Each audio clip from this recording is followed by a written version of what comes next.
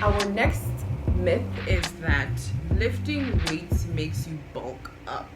And this is particularly in regard to women lifting weights, because men, apparently this is something that you guys are always supposed to be doing, and if you don't lift weights, it's like, what kind of man are you? But the minute a woman decides she wants to lift some weights, it's like, oh my gosh, you're going to be all bulky, you're going to look like a man. Not true. We do not have enough testosterone in our bodies as females to be able to pack on and keep the same amount of muscle mass that men can. So that, in essence, science, nature is not on our side. So lifting weights can actually slim you down, ladies. Did you know that? Did you know? Women who lift a challenging weight for 8 reps burn nearly twice as much as women who do 15 reps with lighter dumbbells. We're gonna let that sink in. To lose weight, you need to completely cut out carbs. Guys, are we still going around saying this to people? Are we still going around believing this? Guys, no. Carbs are your friend. You need them. They're such an important part of your diet. Do not completely cut carbs out from your diet, guys. They are the main source of energy for your body and your brain, because when you eat carbs, your body converts it into glucose, which your brain then uses for energy. So you need carbohydrates. What we need to focus on is your sources of carbohydrates, which is another video. I don't want to ramble too much on this one, but essentially, if you don't eat carbs, your body will begin to use fat and protein for energy. And that's not what you want, especially if you are trying to build muscle, because that protein should be going to your muscles to feed them and to help them grow. And the fat needs to be powering, insulating your organs. And everything has different functions, so you need to be eating a bit of everything. All right, humans? Capiche? Doing cardio before weights is best. I want you guys to think about that one for a second. Doing cardio before weights is best. Which one would you say is best? So the fact of the matter is, if you start with weights, you should be able to lift at your maximum and give this workout your absolute best, because you won't be tired from doing cardio, right? That makes sense. Moreover, if you would have used all of your energy during your cardio, running, jogging, whatever it is, an elliptical, and that you may end up suffering in your technique and your form when you're lifting your weights. So I always will lift my weights first, tire myself out there, do it in perfect form, make all of my reps count, finish my sets, and then finish off with some cardio if need be, which most of the time it's in the form of like a burpee finisher, or I'm jogging on the treadmill, whatever it is, depending on what I did in my main workout. But I will not start with cardio and then proceed to lift weights. It's just not gonna work. I've done it before and I struggled in the weightlifting portion of the exercise. I just didn't have that same energy that I would have brought to the workout if I didn't do the cardio section first. Running on a treadmill is as effective as running outside. No, guys, this one is not true at all. Running against wind or even uneven terrain engages more of your muscles. Thus, it requires more energy, so you end up burning at least 10% more calories than you would if you were running on a treadmill. The next myth we are busting is that you shouldn't work out every day. So this one is so important, because it's either people are really loving rest days and they're like, rest, or they're like, no days off and they're in the gym like 7 days a week. And that is no way to live your life. You need to program rest days into your training as much as you program training days into your training. So make sure you're giving your body the opportunity to recover, to repair, to grow, to come back stronger. So please take your rest days seriously.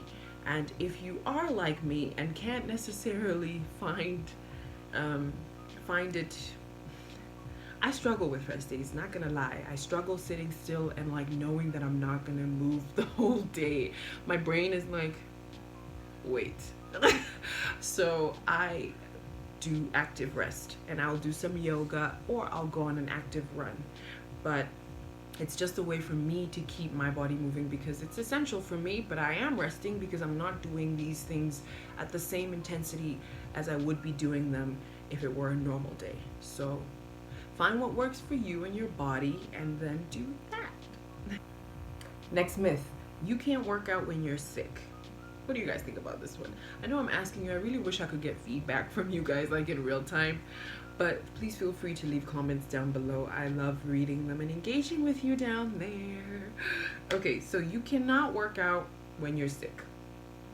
As long as you do not have fever and your symptoms are above the neck, right? So you either have a sore throat or a stuffy nose, not anything below the neck, so you don't have a cough or some sort of a chest congestion situation going on, then you can totally hit the gym.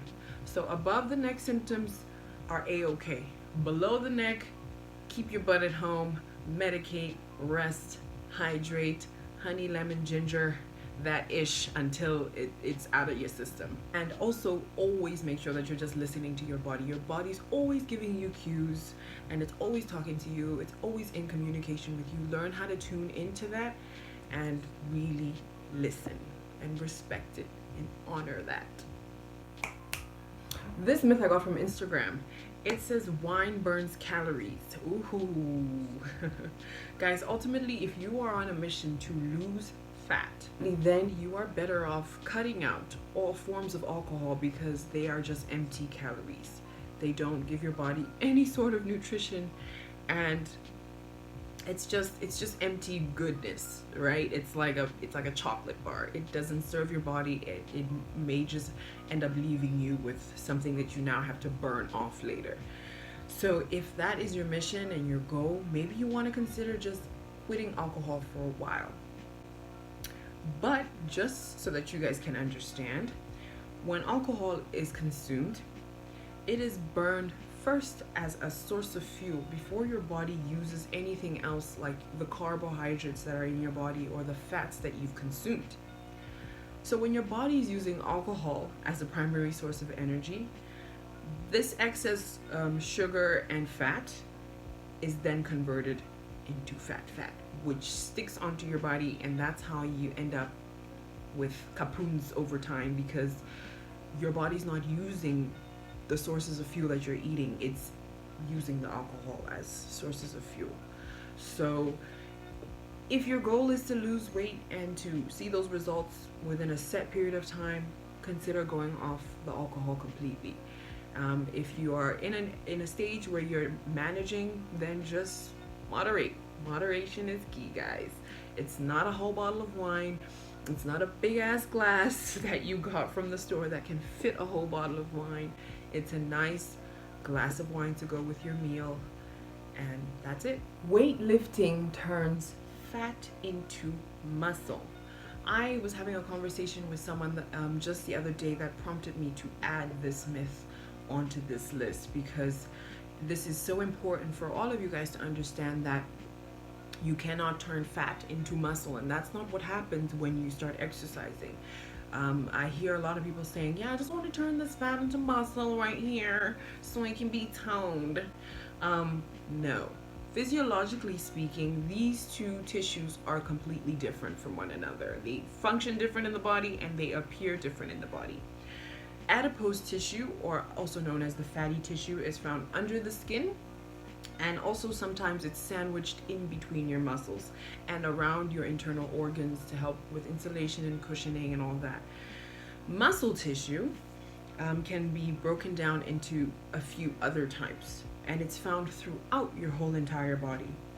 What weight training really does is to help build the muscle tissue in and around any fat tissue, right? So the best way to reduce the fatty tissue is to eat a healthy diet that incorporates vegetables, whole grains, lean proteins, and some healthy fats so that you can get this whole benefit, right? I hope that has broken down the science of it.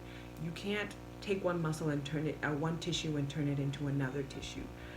What you can do is reduce the number or the amount of fat in your body and increase your muscle mass. So it's like a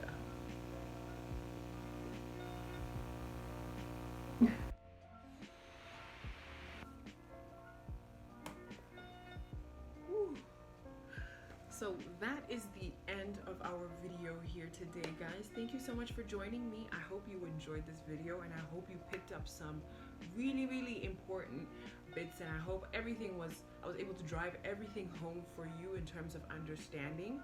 If you have any follow-up questions, please feel free to engage with me down in the comments section. I'm also on social media, so you can also engage with me on Instagram, Twitter, and Facebook. I would love to hear from you guys and just give a girl a shout. Holla! Thanks so much for watching this video again, guys. If you liked it and it was educational for you, please give it a thumbs up. And if you are new and you love this video, I guess love is a reach, but hey, if you loved it, do hit the subscribe button below, and I'll see you guys in the next video. Toodles! Bye, friends.